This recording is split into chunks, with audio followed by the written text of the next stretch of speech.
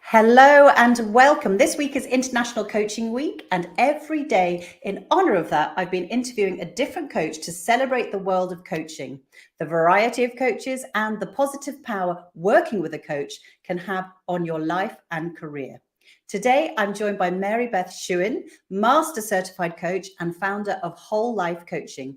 Mary Beth has been coaching since 1997, so she's probably the coach, one or of two coaches that I know has been coaching the longest. And in that time, she's coached over 20,000 hours with individuals internationally, all over the world. I was lucky enough to meet her as she was my tutor when I studied to become certified as a professional coach. So welcome, Mary Beth. Thank you so much, Tracy. It's great to be here. Now, what I realized before we get into the power of coaching, what I realized is that because you were my tutor, I never really got to hear your origin story of how and why you got into coaching.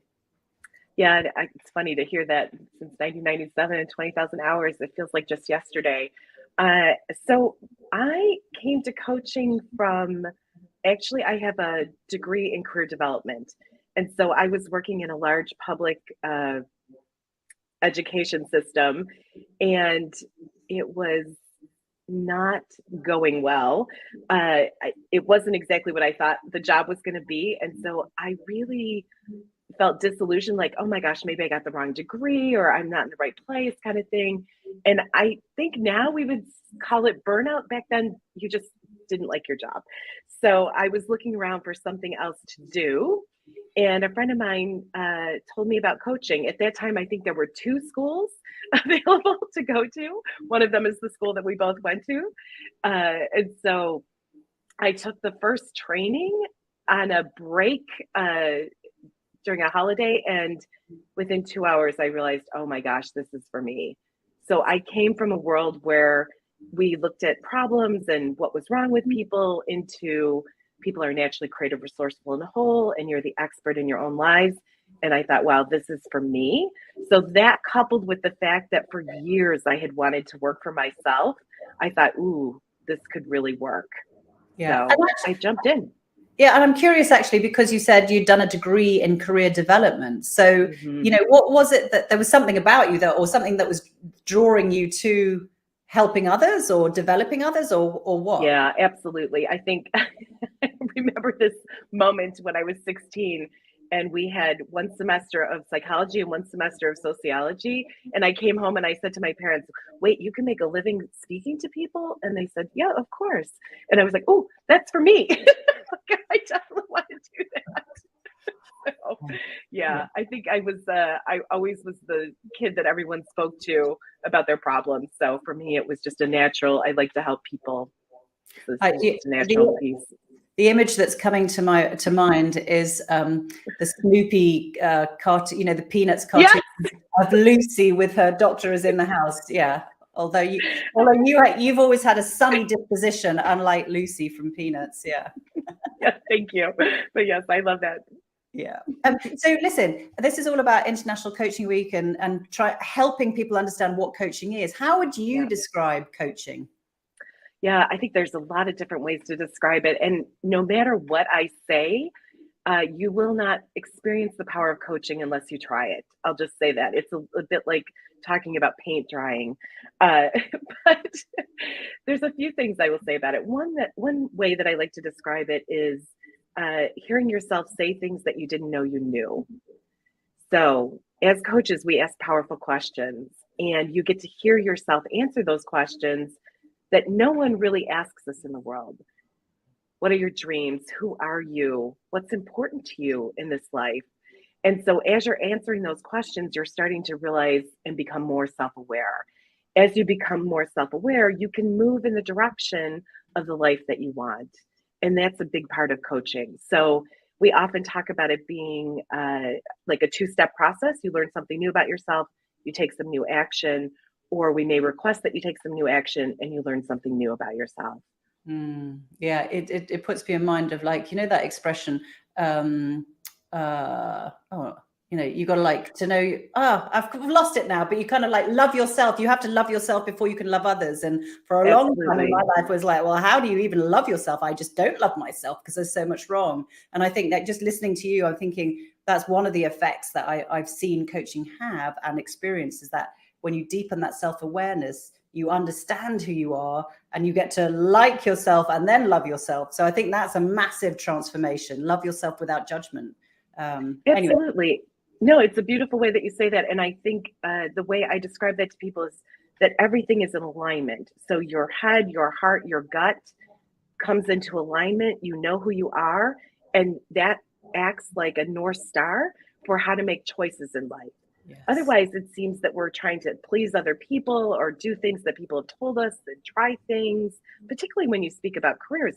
It's this sort of trial and error method that we go through instead of stopping and saying, what do I like? What am I good at? What are my strengths? What's important to me? What are my values? And let me build something around that, or find a position in the world that matches that, so that I feel like I'm making the difference that I came here to make on the planet. I know that's kind of a lofty question, but you can always get closer to it as you understand yourself better. Yeah, so. Absolutely. Absolutely. Wonderful. And so who are your typical clients, if you have a typical client? Yeah, it's really everyone on this scale of I don't like my job. So from the people who are really have no clue what they want to do. And I have a program I call Invent Your Own Career, where we go through all the traditional career development pieces and then coaching as well. To people who maybe like their job, but it's changed a little bit, or they need to reshape it to keep it fresh and keep developing themselves, and how do they find more and more satisfaction in the job, all the way to the person who is sure they want to get out, right? Like, this job is, when I think about myself, I was like very clear it was soul crushing and I needed to go. So how do you take that leap out into creating your own business? And that's been more and more as time's gone on. I see people really doing this portfolio career. You also have done this, so you understand. It's like, this part of me and this part of my life was what I wanted to experience, and now there are other parts of me that want to come into play. And how do I create the next thing that I want to do with my life? Yeah, so, and I think it's more relevant now than ever. You know what, with the pandemic and the changes in the way that we are working, and how for many people working from home is something that has allowed them to live a life that's more full. And along with the Great Resignation, there are going to be people who really want to make that change. Yeah, and I wanted to ask you, what would you say are the things that come up over and over again? Yeah, so I think the biggest power of coaching is helping people move beyond their limits. So everyone has this, I call it the committee in your head, that says, oh, you can't do that. You should be doing this. You mustn't do that. You're too this. You're not enough that. All those inner voices that when we go to make change in our lives, they chime in and then we don't do it, right? So I describe it as like, here's your comfort zone and then here's growth. And so those voices try to keep us in our comfort zone. Nothing wrong with that. Everyone has them. And understanding those voices and making friends with them is really what helps people move on and move outside their comfort zone. And that's really when life gets good, right? Taking those risks, calculated, planned, absolutely small steps to get there, but being able to do that and not just stop every time the committee chimes in. That's a repeated pattern with humans. All of us do it.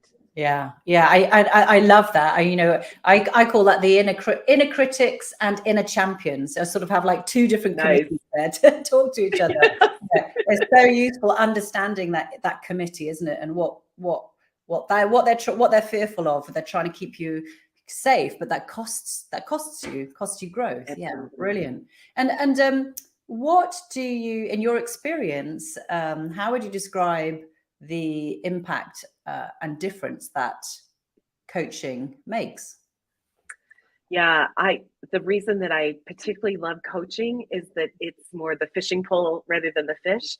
Once you understand your strategies for success, those the committee members that can help you, right? Also make a little board of directors of positive voices for yourself. Understanding how do you make decisions well? What's your process for change? Everyone's a bit unique with that. Again, understanding your values, your strengths, and how you can, anytime you come to a place in your life where you need to transition, how do you do that? Once you understand that about yourself, you can do that forever.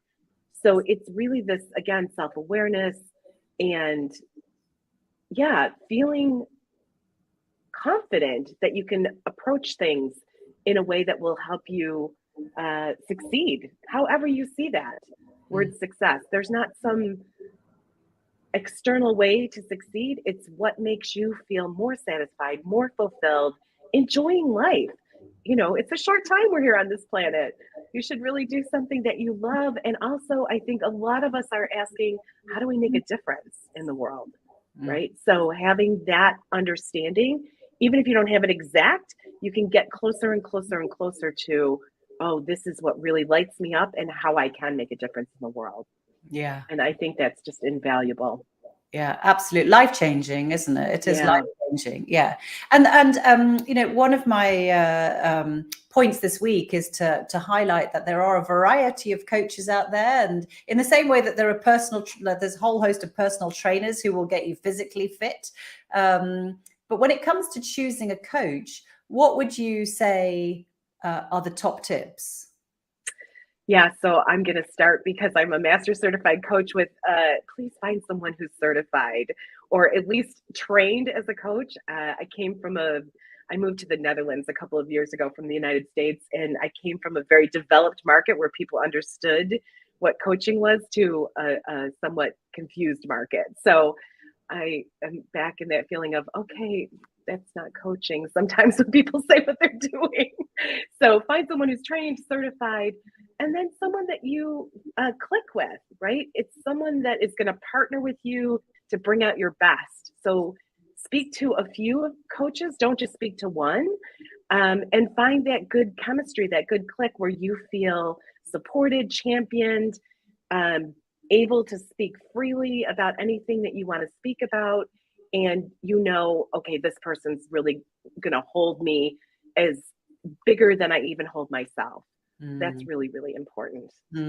Absolutely. And just whilst we're on certification, because I think you're absolutely right. Like, I think it's anybody can call themselves a coach, right? And that doesn't mean, just because they don't have letters. I don't know. I don't want to make any judgments, but will you just explain? Because being a master certified coach is a big deal. So will you just unpack that a bit? What does that actually mean? Yeah, so there are many different coach training schools, and this is something I get asked a lot. There's all kinds of different ways that you can become a coach. Some of them as small as like, here's 2 hours on a weekend and we're going to call you a coach. That's probably not going to be enough for you to really be an effective coach. So we have a governing body called the International Coach Federation, and you're welcome to go on their site. It's coachfederation.org, and all of the certified schools are listed. So those schools have often their own certification process. So the school that we went to, Coactive Training Institute, just as an example, they're one of the providers of coach training. Once you get that certification, which is more than 110 hours of actually learning about coaching and doing coaching, practicing coaching, getting supervision, getting better and better, it becomes a profession because we have ethics guidelines and we have competencies that we use, which are different from other professions. And that's important. So once you go through that program, then you can apply to the International Coach Federation for a credential. And that's where the ACC, PCC, and then eventually MCC, which is a master certified coach or professional certified coach or associate certified coach. Those are the designations from there. And it just shows the world that this is your profession and that you're choosing it and you're serious about it. Yes. So, but I also want to, I want to point out that, like, so I when I certified, I was an ACC, and then the next step was PCC, professional certificate. But what you have done is a master certified coach, which means you have got to an incredible standard of experience and expertise And for all of those, you have to go through exams, and you have to, it's a big deal. So, and there aren't many MCCs in the world. So I just want to acknowledge your expertise and that achievement. And it's something that I aspire to, and something that I'm working towards. But you have to have 2,500 hours under your belt before you even can think about applying. So anyway, I want to acknowledge you for that. Yeah. Thank you. Yeah. Anyway, so listen, I think you're an incredible coach, and I loved having you as my tutor, and I learned so much from you.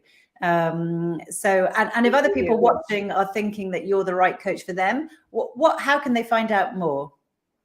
Well, thank you so much, Tracy. And I also am a huge admirer of yours. We follow each other on social media. It's super fun. Certainly, you can just send me a message on LinkedIn if you're interested in speaking to me. You can get in my calendar, no problem. And I have a website, wholelifecoaching.com. Always happy to help anyone looking for that place of fulfillment. So. Yeah. Wonderful. So anybody, you said it kind of like anybody not happy with their jobs, basically, or their career. Yeah. So it's quite a broad spectrum. Yeah. And if it's not me, I will help you find a coach, because that's one thing I really appreciate about this profession. Like you said, we're all unique. And if it's not a fit for me, then someone else will be in your budget or be a better chemistry match for you. Yeah. And as coaches, we're all different. And so you just find the right person as we go along. Exactly. It's really nice. Absolutely. All right. Well, that rounds off my interview with coaches for this year's International Coaching Week. So I want to thank you, Mary Beth Shewan, and all my other coaches that have joined me this week. And I will now sign off until next year for this particular series anyway. Okay. Thank you, Mary Beth, and have a wonderful day.